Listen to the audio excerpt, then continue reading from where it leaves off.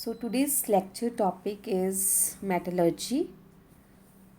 So as the name suggests, metallurgy means this is a science which is something related to metals.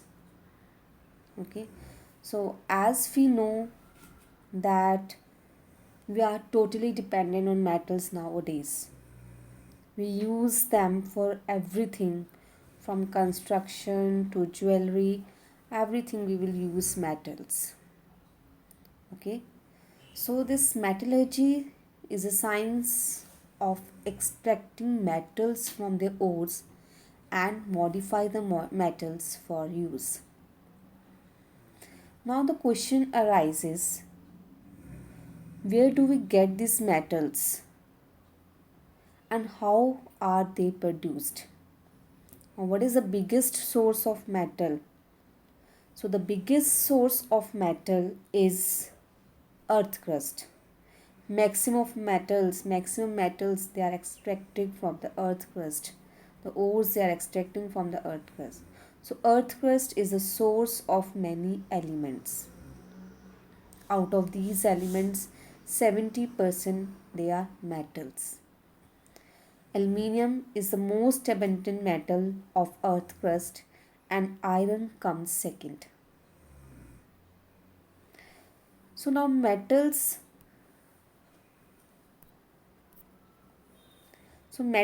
they occur in two forms in nature, that in native state and in combined state.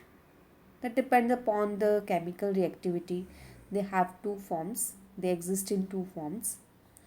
So a native metal, for example, your silver, gold, platinum, they are present in their native forms. Okay, why? Because they have low chemical reactivity. They are not attacked by oxygen, moisture and carbon dioxide of the air. Whereas the metals which are least reactive, which are very reactive and with high electropositive character, for example sodium, potassium, they are very reactive. So they always occur in the combined state of compounds as oxides, carbonates, sulfides and halides. So, the combined state of metal compounds which occur naturally in the earth crust, they are called minerals. Now, see, these are the minerals, and every minerals is not suitable for the extraction of the matter. So, the minerals from which the metals can be economically and conveniently extracted, they are called ores. So some of the minerals and ores I have shown in these pics. So these are the ores or minerals that are found in the earth crust. So all minerals they are not ores, but all ores they are minerals. See, so what is metallurgy? Metallurgy is the scientific and technological process of isolation of metals from their ores by economically means. So this is the art and science of extracting metals from their ores and then modify the metals for use. So that is what do you mean by ores? The minerals from which the metals, we can extract metals, they are called ores. And what are minerals? That is the combined state of metal compounds which occur naturally in the earth crust. They are called minerals. So every mineral that is not suitable for the extraction of the metal. So we can say in simple words that all minerals they are not ores, but all ores they are minerals. Now, as you know, some impurities they're always associated with the ore. So these impurities which are present along with the ore is known as gangue particles, or you can say as a matrix. So in this chapter I will use the term matrix or gang particles for uh, these impurities or undesired materials which are present along with the ores. Okay, so these are the some ores and minerals. See the cinnabar, asbestosite, this stibnite, galena. So cinnabar is the common ore of mercury, as you all of you know. So these are some of the ores of some metals. Now types of metallurgy. There are three types of metallurgy. So these type, the choice of a metallurgical operation or the process, they mainly depends upon the quantity, richness, availability of the ore, cost of transport, electric power, relative expense of fuel, pollution, refining process. We have to keep all these points in the mind before deciding the which process we have to apply for metallurgy. Okay, so depending on the operation involved for the extraction of metal economically from its ore, metallurgy, they are divided into three category, that is pyrometallurgy, electrometallurgy and hydrometallurgy. Now what do you mean by pyrometallurgy? As the name indicate, pyro means heat. We are heating the ore. Metallurgy is the science of extracting metal from the ore. So in which we use heat to extract metal from the ore. So the definition of pyrometallurgy is it deals with chemical reaction at high temperature ranging from 373 Kelvin up to 3273 Kelvin. So heavy metals such as copper, iron, zinc and lead, they are extracted by this method. So what happen in this pyrometallurgy, we will use high temperature. We will heat the ore at high temperature. Why? To remove the organic impurities, to remove the volatile impurities which are associated with the ore. Next is electrometallurgy. So this process involves electrolysis of metal compound in their aqueous or anhydrous molten state. Okay. So when metal compounds, they cannot be reduced to metal by using chemical reduction because of high chemical reactivity of metal, or when melting point of metal is high, it can be extracted by electrolysis. So the active metals such as magnesium, calcium, sodium, they are obtained by the electrolysis of the chlorides, oxide and hydroxides in their fused state. So we will study in detail pyrometallurgy and electrometallurgy in detail. Next, third is hydrometallurgy. So what do you mean by hydrometallurgy?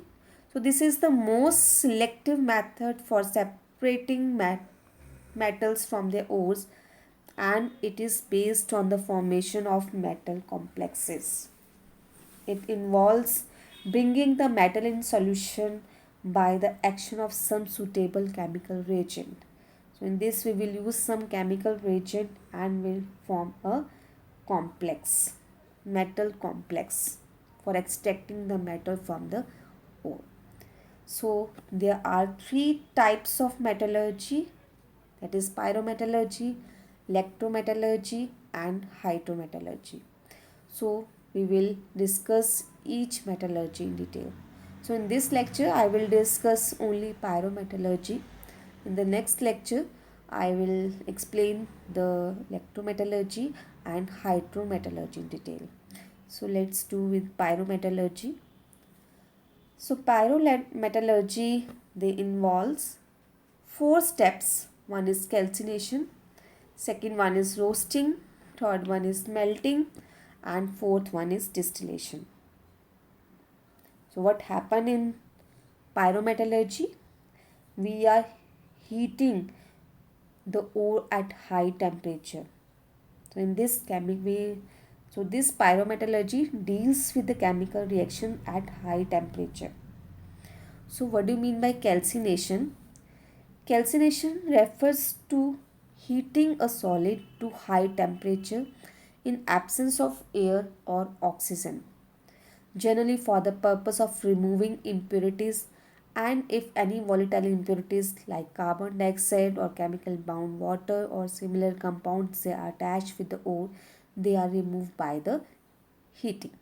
For example, if you see the example, we are heating this aluminium compound, aluminium ore and iron ore, then what will happen? Then the water, the impurity which is present along with the ore, they are removed by the heating process. Next is roasting. So roasting is a process of heating of sulfide ore to a high temperature in the presence of air or oxygen. Roasting is generally used for sulfide ores. But in calcination, we are heating in the absence of air, but in roasting, we are heating at high temperature in the presence of air or oxygen. So, if the reaction is exothermic enough, means strongly negative, then the heat for the roast, which is released during the reaction, is provided by the roasting reaction, and the fuel is only needed to get the reaction started. So this roasting is generally used for sulfide ores. That's why for zinc sulfide, for iron sulfide ores, we will use roasting. Means we will heat the sulfide ore in the presence of air or oxygen to remove the impurity. So in this, sulfur is converted into sulfur dioxide. So in this reaction, the delta H is negative.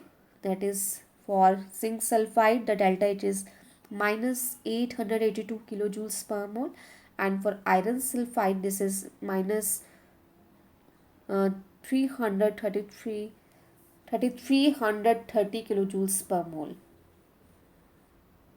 So it means the delta H is negative for both the reaction.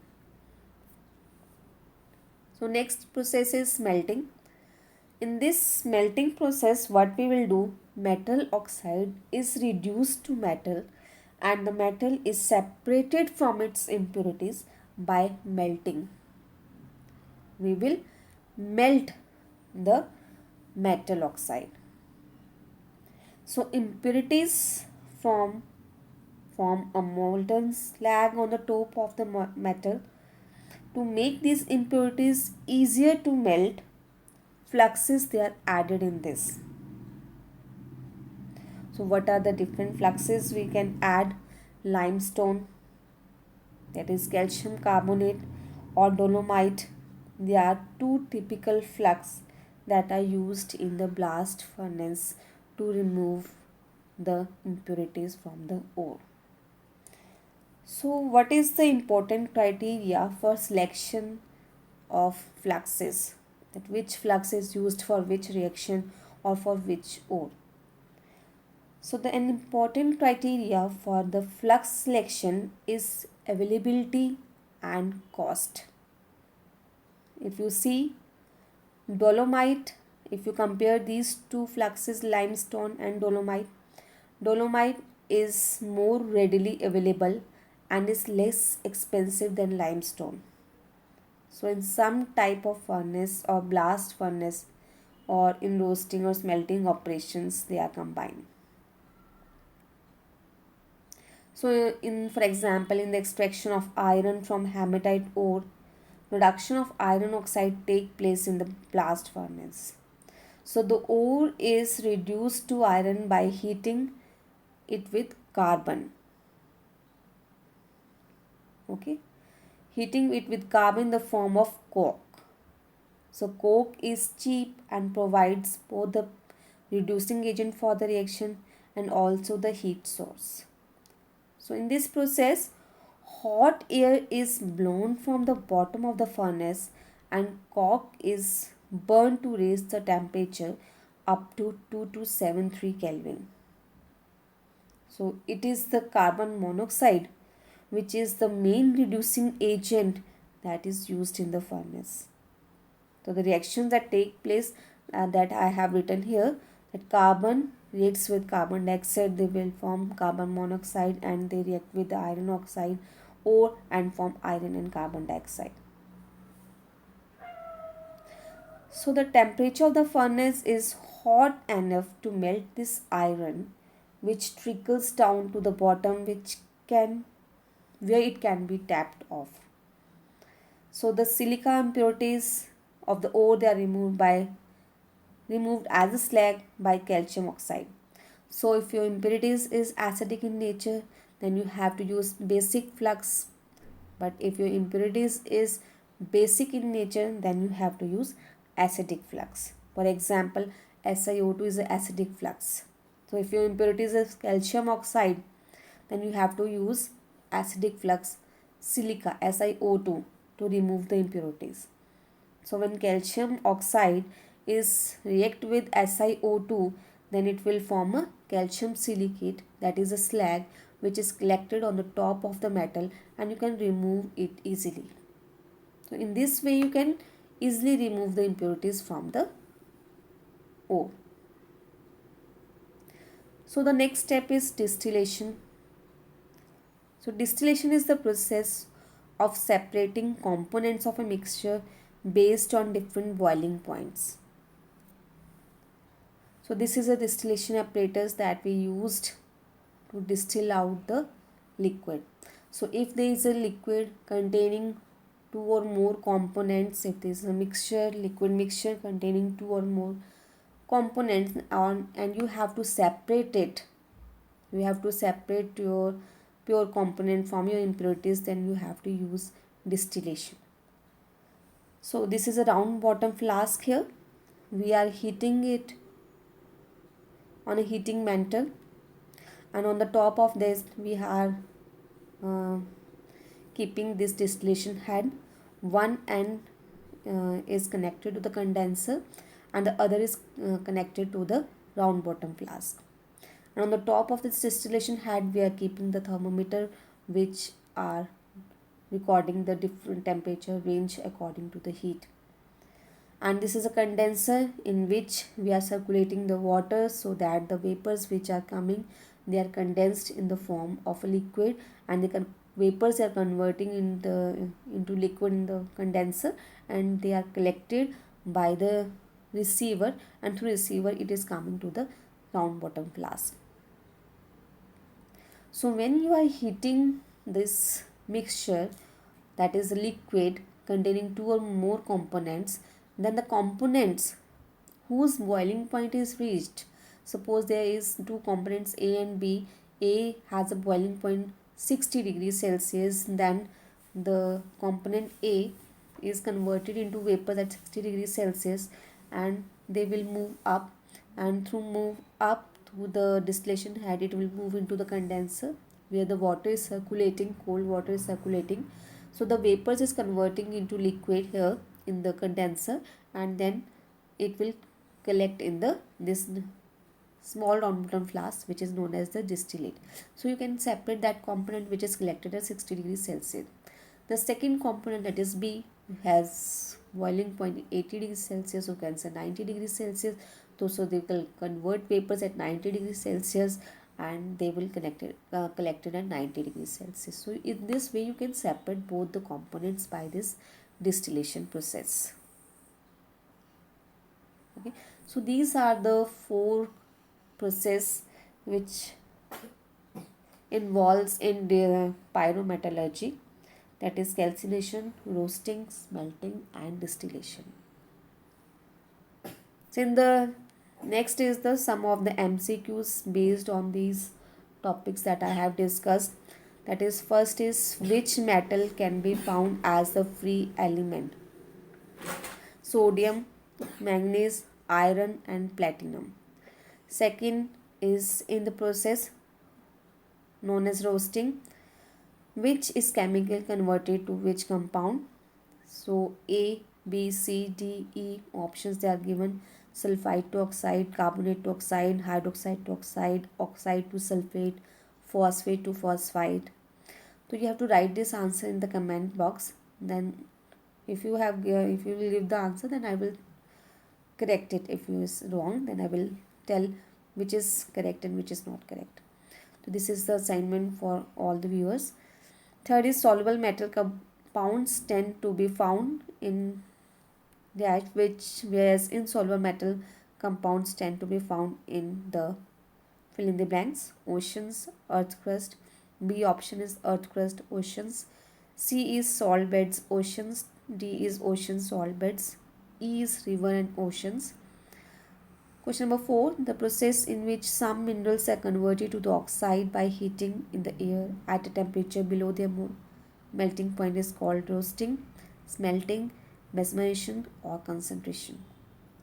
And the last question, the metallic compounds that occur natural are called metal oxide, minerals, ores, or none of the above.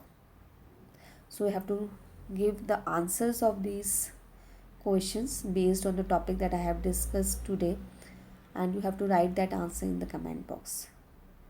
So in the next lecture we will do electrometallurgy and hydrometallurgy in detail. So up to this the lecture is over. Thank you.